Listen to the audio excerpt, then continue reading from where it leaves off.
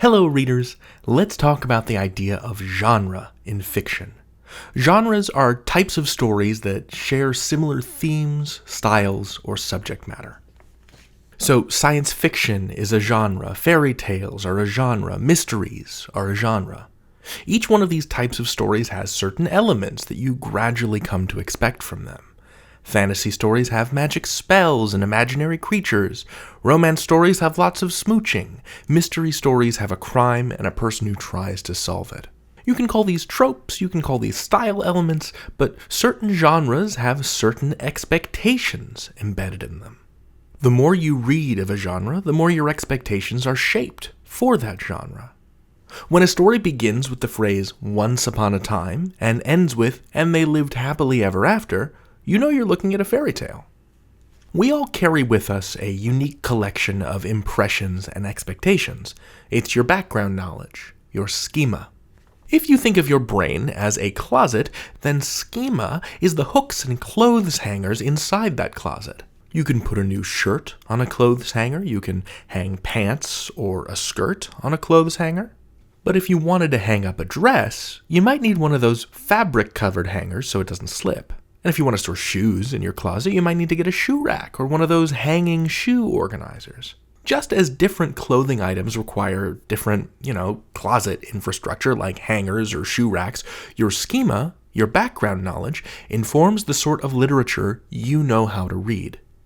That's a weird sentiment to express, I think, but it's true. The first time you read a book in a particular genre, you're forming an impression of that genre, and that impression gets refined or revised with every similar book you read after the first. Reading widely across many genres of fiction expands your brain closet. Let's be clear here. Not every book is connected with every other book, and when you try to apply something you learned in one story to another story, it may not work. For example, in 20th century detective fiction, there is a recurring theme or trope that dates to the 1930s.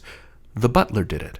Which is to say that if there's a murder that takes place at a fancy manor house, there's a good chance that the butler is the murderer. But if you go into every mystery set at a fancy manor house, assuming that the butler is the guilty party, you'll be wrong a lot. Famously, in Agatha Christie's Murder on the Orient Express, everyone did it. Every suspect in the mystery is responsible in some way for the murder in the title. It's an enormous conspiracy, and Christie plays with the reader's assumptions as we go through the story, knowing that you, as a person who has probably read a mystery before, or who is at least familiar with the form, has an expectation that there are only one or two culprits, only one or two people that did the murder to the guy on the train. And hey, look, I apologize for spoilers for a story from 1934, but you can't make an omelet without breaking some eggs, you know what I mean? Anyway, it's neat to look at the way that an author can play with the expectations of genre, how an author might anticipate a reader's schema and play with that.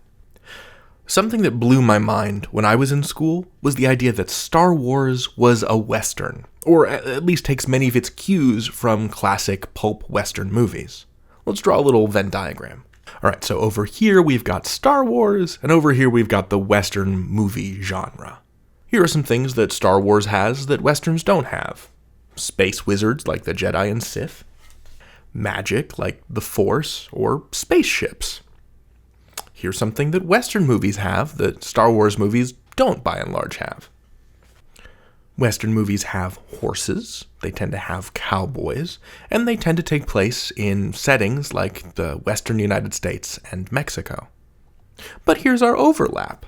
Alright, so both Star Wars and Western movies have bar fights, both Star Wars and Western movies have bounty hunters, and both the Star Wars films and Western films tend to have a lot of desert settings. That could be the desert planet of Tatooine from Star Wars, or Monument Valley, the US state of Texas, or the Mexican state of Durango in Western films. Mind you, you can also make a separate Venn diagram between Star Wars and samurai movies, because Star Wars also borrows liberally from those. This is a great activity for analysis. Take two stories that you love and compare their themes, settings, and characters, and see if there's something you can find in common between them. You may discover connections you didn't expect. As I've mentioned before, good readers read widely. They read lots of books, and they let what they know about one genre, their schema of the genre, help them anticipate and make connections when they read a new book. The more you read, the more schema you build, the easier and more interesting those connections will become. You can learn anything. David out.